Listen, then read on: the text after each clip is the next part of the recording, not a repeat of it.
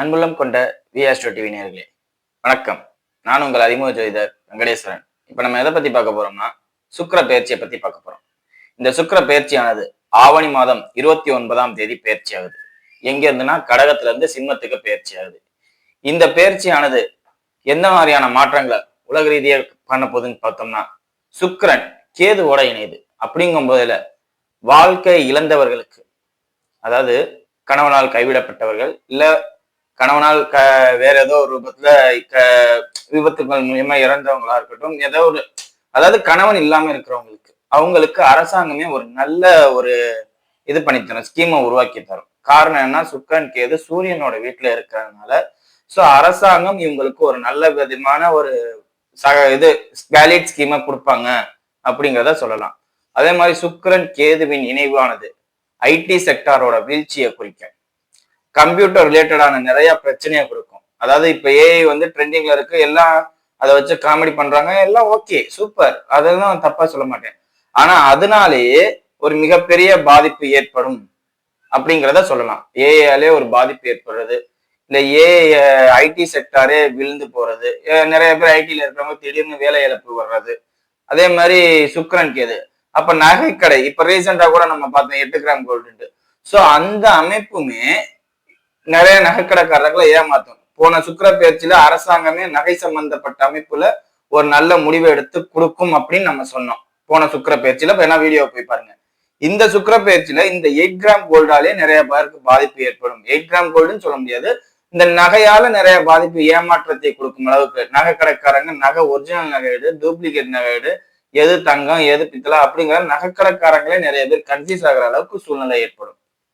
அதே மாதிரி கடன்ல இருக்கிறவங்க, கடன் சம்பந்தப்பட்ட அமைப்பே சுக்கிரன் தான் முதல்ல உருவாக்கி தர்றாரு. ஏன்னா தன் தேவைக்கு அதிகமான வேலையை செய்யும் போதுதான் கடன் ஏற்படுது. சோ அந்த தேவைக்கு அதிகமான ஒரு மகிழ்ச்சியை கொடுக்குற கிரகம் சுக்கிரன். சோ இந்த கடன் சார்ந்த அமைப்புல இருக்கிறவங்களுக்கு எல்லாம் ஒரு பாதிப்பு, அந்த கடனை கட்ட முடியாத சூழ்நிலையோ இல்ல வேற எதுவும் முக்கியமா குறிப்பா ஹவுசிங் லோன், கார் லோன், இது ரெண்டுல பர்சனல் லோன் வாங்குறதுக்கு பாதிப்பு இருக்காது. ஹவுசிங் லோனும், கார் லோனும், பைக் லோன், இந்த லோன் வாங்கினவங்களுக்கு எல்லாம் நிறைய சிக்கல் இருக்கும். சோ இந்த மாதிரி அமைப்புல இருக்கவங்களும் கொஞ்சம் கவனமா இருங்க அப்படிங்கிறத ஃபுல்லா ஃபர்ஸ்ட்லயே சொல்லிடுவோம். சரிங்களா? இப்ப வாங்க 12 ராசிகளுக்கும் எப்படி இருக்கும் அப்படிங்கிறத பார்ப்போம். கன்னிராசி என்பர்களே, ராசிக்கு 12ஆம் இடத்தில் சுக்கிரபகவான் சஞ்சாரம் செய்ய போகுதுங்கிறத மறக்க கூடாது. சோ இது உங்களுக்கு வருமானத்தை முடக்கும், கையில இருக்கிற பணம் செலவாகும் அப்படிங்கறத தான் சொல்லும். என்னன்னு சொல்ல போனா 2 9ஆம் அதிபதி 12ல. சோ தந்தையால இந்த காலகட்டத்துல உங்களுக்கு மருத்துவ செலவு இல்ல தேவையில்லாத வீண் விரயங்கள் ஏதாவது ஒண்ணு நடக்கும். அதே மாதிரி சுக்கிரன் கேது இணையுது. சோ இந்த அமைப்பானது உங்களுக்கு வந்து கண்டிப்பா அந்த தந்தை சம்பந்தப்பட்ட அமைப்புகள்ல பாதிப்பை ஏற்படுத்தும். தந்தைக்கு உடல்நல பாதிப்போ, இல்ல தந்தைக்கு ஆபரேஷன் செய்யற மாதிரி சூழ்நிலையோ, இல்ல தந்தை வழி உறவினர்களால் ஏதாவது பாதிப்போ ஏற்படுற மாதிரி உள்ள சூழ்நிலைகள், உங்கள் மனசு வேதனைப்படுற மாதிரி ஒரு சம்பவங்கள் நடக்கிறதோ நடக்கும். சரிங்களா? அதே மாதிரி கையில இருக்கிற பணம் செலவாகுது. ஏன்னா 2ஆம் அதிபதி 12ல, 2ஆம் அதிபதி 12ல இருக்கும் போதே கையில இருக்கிற பணம் செலவாகும் அப்படிங்கிறது தான் உண்மை. 8ஆம் அதிபதி 2ல, 8ஆம் அதிபதி 2ல இருந்தாலும் 8ஆம் இடத்தை பாக்குது.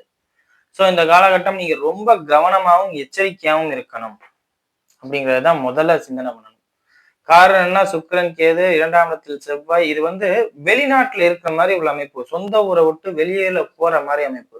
ஊரை விட்டு இப்ப ஒரு சிலர்லாம் நம்ம கேள்விப்பட்டிருப்போம், பெருங்கடனை வாங்கிட்டு ஊரை விட்டு வெளியில ஓடி, அது மாதிரி அமைப்பு தான் உங்களுக்கு இப்ப நடக்குது. ஏன்னா சுக்கிரன் 12ஆம் இடத்துல, செவ்வாய் 2ஆம் இடத்துல, 8ஆம் அதிபதினு சொல்லக்கூடிய செவ்வாய் 2ஆம் இடத்துல, அதே மாதிரி ராசியை சனி பாக்குது.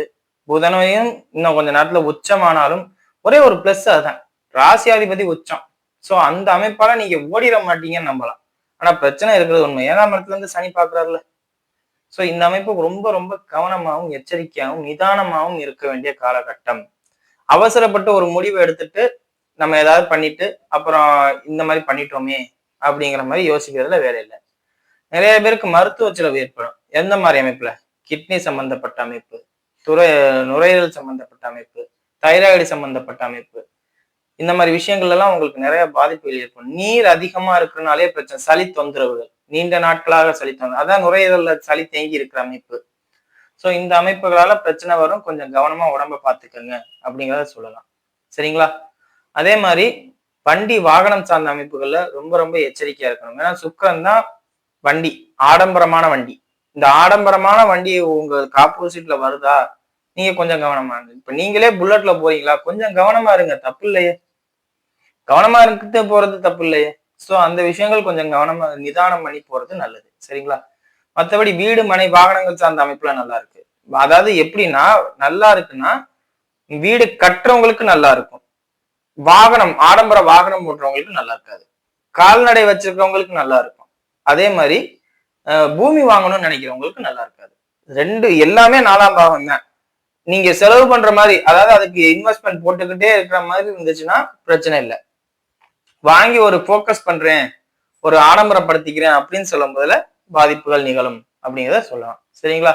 தாயாரோட உடல்நிலை தேறி வரும். தாயாரோட உடல்நிலைக்கு எந்த பாதிப்புமே இருக்காது. அதே மாதிரி கல்லூரி மாணவர்கள், பள்ளி மாணவர்களா இருக்கும் பட்சத்தில், பள்ளி மாணவர்களுக்கு எந்த பாதிப்பும் இல்லை. கல்லூரி மாணவர்களுக்கு, உயர்நிலை படிப்பு படிக்கிறவங்களுக்குலாம் படிப்பை விட்டுட்டு வெளியில வர சூழ்நிலைகள்லாம் நடக்கும். நிறைய பேர் படிப்பே வேண்டாம்னு சொல்லுவாங்க. சரிங்களா?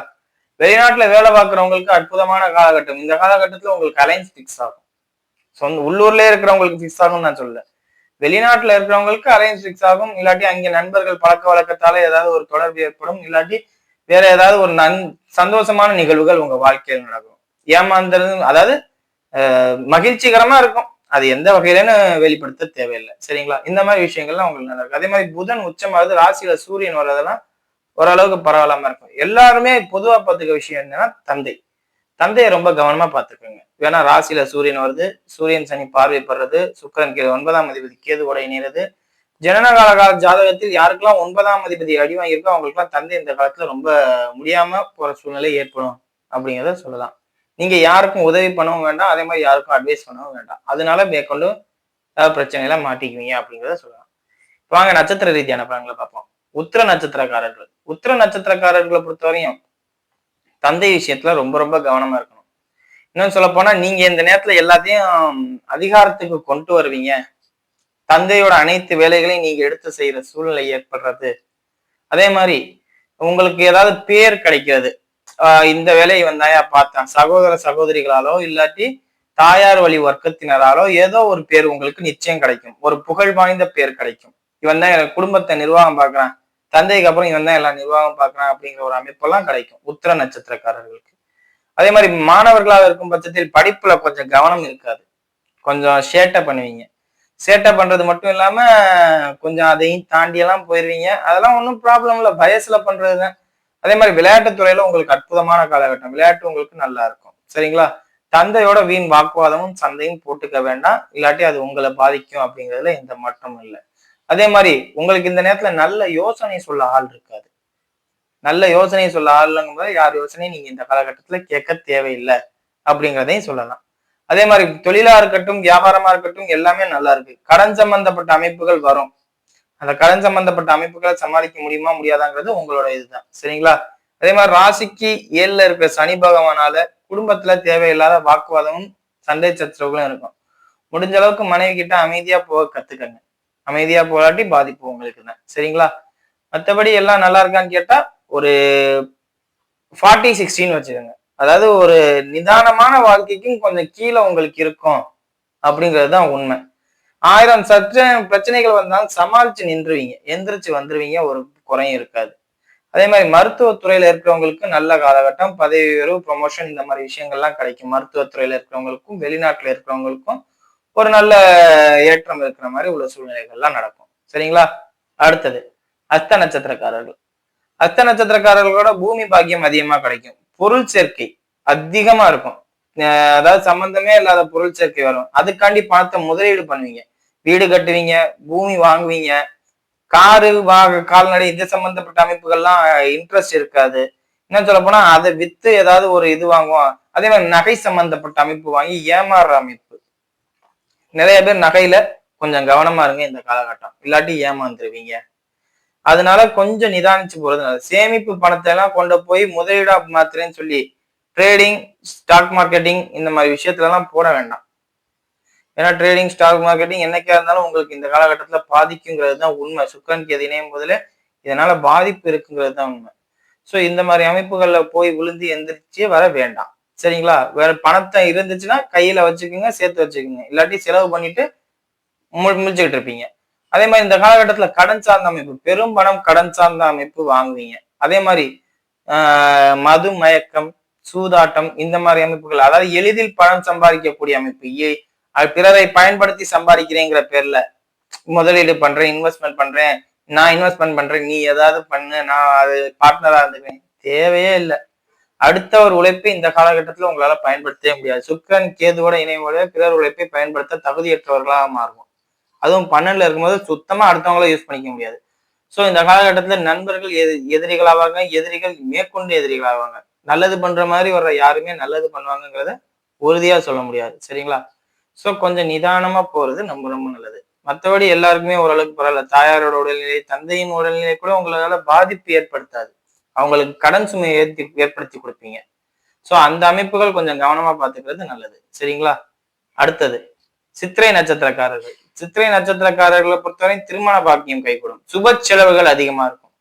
சித்திரை நட்சத்திரக்காரர்களுக்கு அந்த காலகட்டத்துல சுப செலவுகளுக்கு உண்டான செலவு. காரணம் என்ன? 12ல சுக்கிரன் கேது இணைவானது சுப விரயத்தை ஏற்படுத்தும். அதனால அதாவது இந்த டாக்டர்களா இருக்கிறவங்களுக்கு மேரேஜ் ஆகும் பாத்தீங்களா, அது இந்த காலகட்டம் தான் சித்திரை நட்சத்திரக்காரர்களுக்கு. அதே மாதிரி கேது சம்பந்தப்பட்ட துறையில இருக்கிறவங்களுக்கு எல்லாம் நல்ல முறையில உங்களுக்கு திருமணம் சார்ந்த அமைப்பு கைகூடி வரும் அப்படிங்கிறத சொல்லலாம். ஆன்மீக பணியில இருக்கிறவங்களுக்கு திருமணம் நடக்கிறது, அதே மாதிரி இன்டர் கேஸ்ட் மேரேஜ் பண்றது, ஜாதி சமுதாயம் அப்படிங்கிற ஒரு விஷயத்தெல்லாம் தாண்டி ஒருத்தவங்க ஒரு சிலர் வாழ்வாங்க. அவங்களுக்கு இந்த காலகட்டம் அற்புதமான காலகட்டம் சித்திரை நட்சத்திரக்காரர்களுக்கு. அதாவது போலீஸா இருக்கிறவங்களுக்கு, சமுதாய வேறுபாடு யோசிக்காம மனுஷனுக்கு மனுஷன் உதவி பண்ணணும் அப்படிங்கிற நினைப்பு இருக்கிறவங்களுக்கு, அந்த மாதிரி சமுதாய ரீதியா சமூக ரீதியா சர்வீஸ் ரீதியா இருக்கிறவங்களுக்கு எல்லாம் இது சூப்பரா இருக்கும் சித்திரை நட்சத்திரக்காரர்களுக்கு. சரிங்களா? அதே மாதிரி நீண்ட நாட்களாக குழந்தை இல்லாதவர்கள் குழந்தை பாக்கியம் கைகூடி வரும். வருமானம், கைக்கு வருமானம் வரும். எந்த பிரச்சனையும் இருக்காது. வரவு செலவுல இருக்கிறவங்க இந்த காலத்துல வரவு செலவு பணம் உங்களை தேடி வர மாதிரி சூழ்நிலைகள்லாம் அமையும். நீங்க வந்து வெயிட் பண்ணி நின்று வாங்கணும், அப்படி இருக்கணும் இப்படி இருக்கணும் அவசியமே இல்லை. அதுவே தேடி வந்துடும் எல்லாம். சரிங்களா? அதே மாதிரி காவல்துறை அதிகாரிகளாக இருக்கிறவங்க இந்த காலகட்டத்துல உங்களுக்கு பதவி உயர்வோ ப்ரொமோஷனோ இல்ல உங்களுக்கு உயர் அதிகாரிகளா இருப்பாங்க பாத்தீங்களா, அவங்களோட நல்ல ஆதரவு உங்களுக்கு கிடைக்கும். அதே மாதிரி வேலை இல்லாதவர்களாக இருக்கும் பட்சத்தில் வேலை வாய்ப்புகள் நீங்க இந்த காலகட்டத்துல வெளிநாட்டுக்கு ஏற்பாடு பண்ணீங்கன்னா உங்களுக்கு கிடைக்கும்.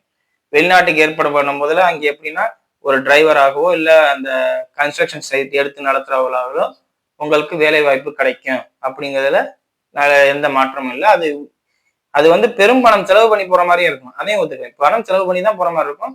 அதனால ஒரு பெனிஃபிட் உங்களுக்கு இருக்கும் அப்படிங்கிறத சொல்லலாம். மற்றபடி எல்லாமே உங்களுக்கு ஓரளவுக்கு பரவாயில்ல, எல்லாமே நல்லா இருக்கு. குழந்தை பாக்கியமா இருக்கட்டும், திருமணமா இருக்கட்டும், தாய் தந்தையாரா இருக்கட்டும், வருமானமா இருக்கட்டும், எல்லாமே ஓரளவுக்கு பரவாயில்ல.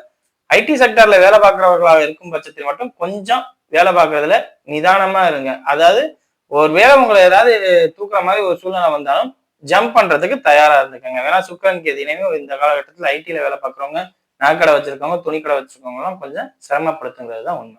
சரிங்களா? வீடியோ இப்பதான் ஃபர்ஸ்ட் டைம் பார்க்கறதா இருந்தா லைக் பண்ணுங்க, ஷேர் பண்ணுங்க, கமெண்ட் பண்ணுங்க. சேனலை மறக்காம சப்ஸ்கிரைப் பண்ணுங்க. வேற எதுவும் ஜோதிட ஆலோசனைக்கு கீழே உள்ள நம்பருக்கு கால் பண்ணுங்க. நன்றி.